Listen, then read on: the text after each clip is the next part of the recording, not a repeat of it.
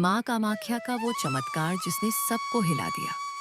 असम के नीलांचल पर्वत पर स्थित माँ कामाख्या का मंदिर, जहाँ देवी साक्षात विराजती है, जहाँ भक्ति और तंत्र एक साथ सांस लेते हैं।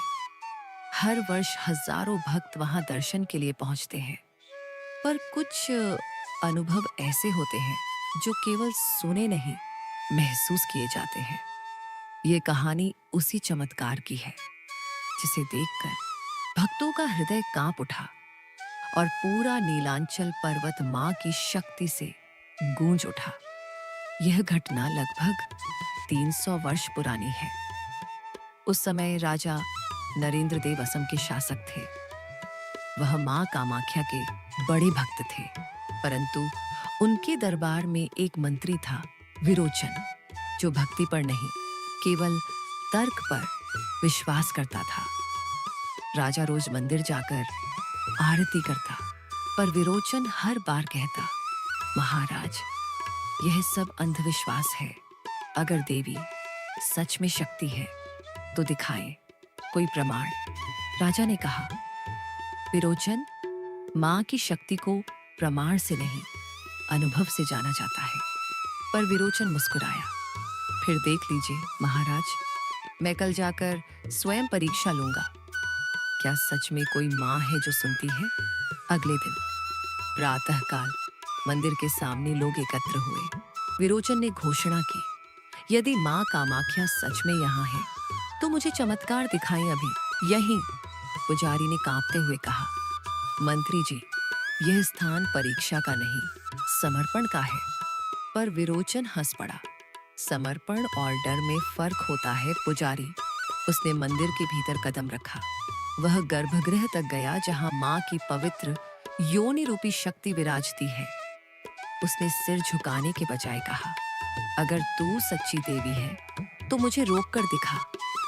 एक पल के लिए मंदिर में पूर्ण सन्नाटा छा गया। दीपक की लौ कांपने लगी। वातावरण में घनघोर कंपन हुआ। अचानक हवा तेज हो गई। मंदिर की घंटियां बिना छुए बज उठी। पुजारी और भक्त डर से पीछे हट गए। विरोचन ने घबराकर कहा, यह क्या हो रहा है? और तभी मां कामाख्या की मूर्ति से एक तेज प्रकाश निकला, इतना प्रखर कि आंखें खुली नहीं रह सकी। प्रकाश के बीच से एक स्वर गूंजा, अहंकारी मनुष्य। विरोचन के कानों में गूंजती वह आवाज किसी वज्रपात से कम नहीं थी। वह कांप गया। स्वर फिर बोला, तू शक्ति को चुनौती दे रहा है, जिसे पाने के लिए ऋषियों ने युगों तक तप किया है। मैं परीक्षा नहीं देती, चेतावनी देती हूँ। जो मुझे अनुभव करना चाहता है, पहले अपने भीतर के अंधकार को हराता है। विरोचन घुटनों पर गिर पड़ा। माँ, मैं भूल गया, मुझे क्षमा करें। माँ का स्वर शांत हुआ, पर मंदिर के चारों ओर बिजली की चमक फैल गई। आसमान में काले बादल घिर आए और अचानक तेज वर्षा होने लगी। लोग मंदिर से बाहर भागे, पर जो दृश्य उन्होंने देखा वह आज भी इतिहास का हिस्सा है। विरोचन जहां खड़ा था, वहां की जमीन फटी, पर वह उसमें नहीं डूबा, बल्कि उसके चारों ओर एक लाल आभा बन गई। वह अचेत हो गया। लोगों ने देखा, उसके माथे पर मां कामाख्या का त्रिशूल चिन्ह बन गया था। कुछ समय बाद विरोचन को होश आया। उसकी आंखों से आंसू बह रहे थे। वह बोला, मैंने मां को नहीं देखा, पर मैंने मां को महसूस किया। मां की आवाज फिर गूंजी, मनुष्य जब मुझे देखने की जिद छोड़ देता है, तब मैं उसे जीवन का दर्शन देती हूँ। मेरी शक्ति दिखाने के लिए नहीं, संतुलन बनाए रखने के लिए है। विरोचन ने सिर झुकाकर कहा, मां, आज से मैं हर तर्क को भक्ति से नापूंगा। राजा नरेंद्र देव जब मंदिर पहुंचे, उन्होंने देखा मंदिर के दीपक अपने आप जल रहे हैं और गर्भगृह से हल्की रक्तिम ज्योति निकल रही है। पुजारी बोला, महाराज, मां ने स्वयं अपना रूप दिखाया। मां कामाख्या आज भी अपने भक्तों को सीधा संदेश देती है। राजा ने प्रणाम किया और कहा, यह चमत्कार केवल शक्ति का नहीं, मानवता की मर्यादा का प्रमाण है। उस दिन के बाद से नीलांचल पर्वत के भक्त हर वर्ष इस तिथि को शक्ति दर्शन दिवस के रूप में मनाने लगे। कहते हैं वह स्थान जहां विरोचन खड़ा था, वहां आज भी त्रिशूल के आकार का लाल निशान है। माँ के भक्त उसे शक्ति चिन्ह कहते हैं।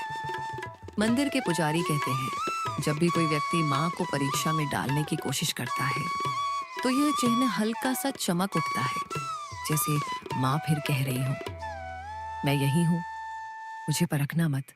माँ कामाख्या का यह चमत्कार केवल एक घटना नहीं बल्कि एक अनंत संदेश है। भक्ति का अर्थ है समर्पण और शक्ति का अर्थ है संतुलन। जो शक्ति को चुनौती देता है वह उसका शिकार बनता है, पर जो शक्ति को समझता है वही माँ का प्रिय बनता है।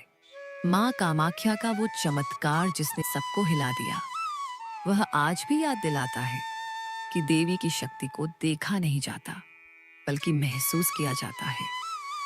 वह शक्ति जो हर श्वास में बहती है, हर भक्ति में बसती है और हर विनम्र हृदय में प्रकट होती है। जय मां कामाख्या, जय मां कामाख्या। नीलांचल पर्वत की वादियों में जहां हर हवा में देवी की उपस्थिति महसूस होती है, वहां एक शक्ति रहती है जो बुलाती है। कहते हैं मां कामाख्या का बुलावा किसी निमंत्रण की तरह नहीं आता, वह एक आवाज होती है जो आत्मा तक पहुंचती है। और जब यह बुलावा आता है तो कोई भी उसे टाल नहीं सकता। यह कथा है एक ऐसे ही अद्भुत बुलावे की जिसने एक मनुष्य का जीवन और उसकी आत्मा दोनों बदल दिए। वाराणसी शहर में अभय नाम का एक व्यापारी रहता था। वह धनवान था पर मन से बेचैन। हर मंदिर गया, हर पूजा की, पर शांति कहीं नहीं मिली। एक दिन उसने अपने मित्र से कहा, मैंने सब देवताओं की आराधना की, फिर भी मन खाली है। शायद देवी देवता अब मनुष्य की नहीं सुनते। मित्र मुस्कुराया, तू सबके पास गया, पर जिसने बुलाया नहीं उसके पास क्यों जाएगा? अभय ने हैरानी से पूछा, कौन बुलाएगा मुझे? मित्र ने धीरे से कहा, माँ कामाख्या। उस रात अभय अपने घर में सोया हुआ था। आधी रात को उसे एक स्वप्न आया। वह एक विशाल पर्वत पर खड़ा था, नीचे बादल और ऊपर लाल आभा से घिरी एक गुफा। गुफा के भीतर से एक कोमल पर शक्तिशाली स्वर आया, आजा अभय। वह जाग उठा, उसका हृदय धड़क रहा था। उसने पत्नी से कहा, मुझे लगा जैसे किसी ने मुझे बुलाया हो, बहुत पास से। पत्नी ने हंसकर कहा, सपना होगा। पर उस आवाज की गूंज उसके मन से नहीं गई। अगले दिन जब वह अपने व्यापार की गिनती कर रहा था, उसकी तिजोरी का ताला अपने आप खुल गया और अंदर रखे सिक्के जमीन पर गिर पड़े। हर सिक्के पर लाल सिंदूर का निशान था। वह घबरा गया, ये क्या है? तभी हवा में वही स्वर गूंजा, नीलांचल। उसने तुरंत निर्णय लिया, मैं असम जाऊंगा, शायद वही मेरी तलाश का अंत है। अभय ने किसी को कुछ नहीं बताया। वह अकेला निकल पड़ा, गंगा, ब्रह्मपुत्र, जंगल और पर्वतों को पार करता हुआ। हर जगह उसे वही अनुभूति होती, मानो कोई अदृश्य शक्ति उसका मार्गदर्शन कर रही हो। तीसरे दिन वह नीलांचल पर्वत की तलहटी पहुंचा। रात का समय था, हवा में चंदन और भस्म की सुगंध थी। मंदिर के पुजारी ने उसे देखा और कहा, लगता है माँ ने बुलाया है। अभय ने पूछा, आपको कैसे पता? पुजारी मुस्कुराया, जिसे माँ बुलाती है उसके माथे पर लाल बिंदु अपने आप बन जाता है। अभय ने माथा छुआ, वहां सच में सिंदूर का चिन्ह था। अगले दिन सुबह वह मंदिर पहुंचा। माँ कामाख्या के गर्भगृह में प्रवेश करते ही वह सिहर उठा, जैसे पूरे शरीर में बिजली दौड़ गई हो। उसकी उसकी आंखों से आंसू बह निकले। वह बोला, माँ, क्या सच में आपने मुझे बुलाया? मंदिर के भीतर घंटियां अपने आप बज उठी। दीपक की लौ ऊंची हो गई और गुफा के भीतर से एक नर्म पर दिव्य स्वर गूंजा। हाँ, अभय, तेरे भीतर की रिक्तता ने मुझे पुकारा। मैंने तुझे इसलिए बुलाया क्योंकि तू बाहरी नहीं, भीतरी मंदिर खोज रहा था। अभय ने हाथ जोड़कर कहा, माँ, मैंने सब कुछ पाया पर शांति नहीं मिली। माँ बोली, शांति वस्त्रों, तिजोरियों और यात्राओं में नहीं, वह तेरे भीतर है। जब तू संसार के शोर को छोड़ देगा तब मेरी आवाज फिर सुनाई देगी। अभय ने आंसू पोंछे। माँ, अब मैं लौट जाऊं? माँ बोली, हाँ बेटा, क्योंकि मेरा बुलावा केवल बुलाने के लिए नहीं होता, जगाने के लिए होता है। जब अभय मंदिर से बाहर निकला तो सूरज की पहली किरण उसके चेहरे पर पड़ी। वह मुस्कुराया। उसे लगा जैसे वर्षों का बोझ उतर गया हो। वह अपने नगर लौटा, पर अब उसका जीवन बदल चुका था। उसने व्यापार से अधिक सेवा और दान को अपना कर्म बना लिया। लोगों ने उससे पूछा, अभय, तूने यह परिवर्तन कैसे पाया? वह मुस्कुराया। जब माँ कामाख्या बुलाती है तो जीवन की दिशा खुद बदल जाती है। कहते हैं, माँ कामाख्या आज भी अपने भक्तों को बिना शब्दों के बुलाती है, कभी स्वप्न में, कभी किसी आवाज में, कभी किसी संयोग में।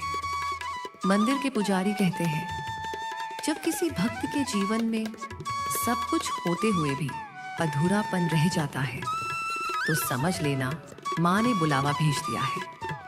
वह बुलावा कोई आवाज नहीं बल्कि मन की थरथराहट होती है।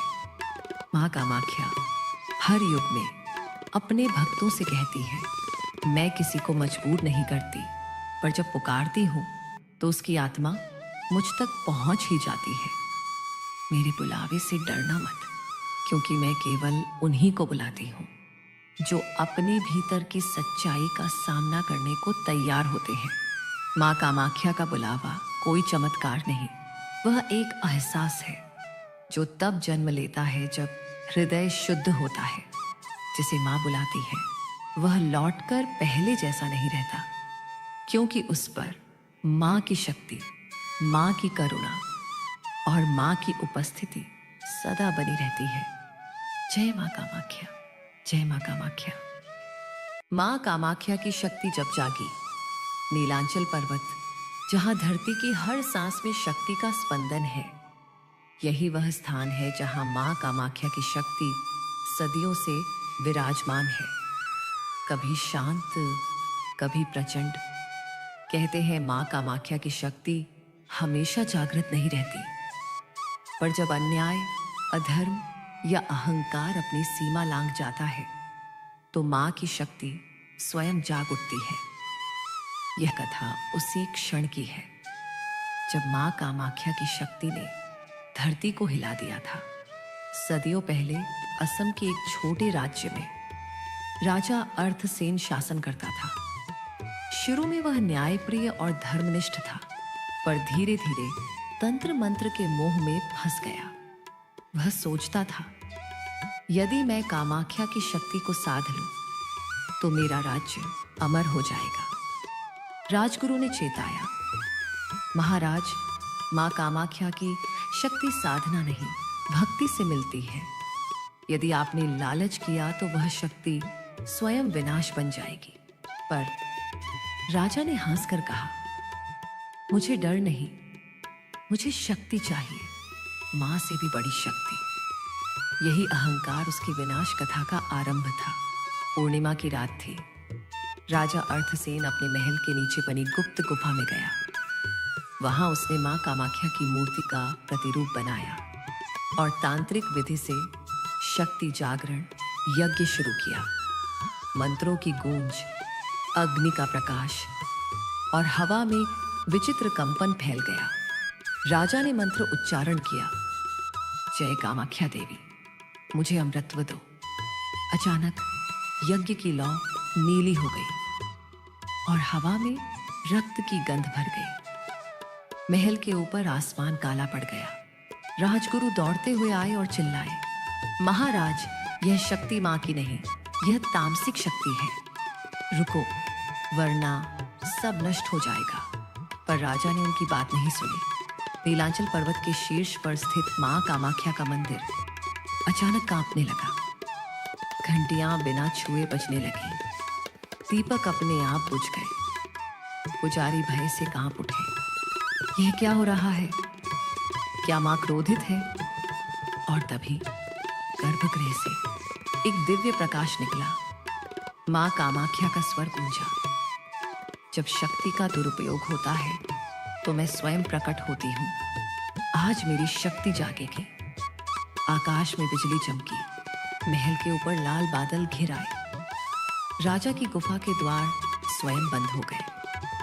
राजा ने भयभीत होकर कहा, यह कौन सी शक्ति है? गुफा के भीतर से मां का स्वर आया, यह वही शक्ति है जिसे तूने जगाने की जिद की थी। अचानक मूर्ति की आंखों से तेज प्रकाश निकला, जिसने पूरी गुफा को अग्नि में बदल दिया। राजा का शरीर कांप उठा और उसे चारों ओर अग्नि का चक्र बन गया। मां कामाख्या का स्वर गूंजा, मनुष्य जब शक्ति को स्वार्थ में बांधता है तब वह शक्ति विनाश का रूप ले लेती है।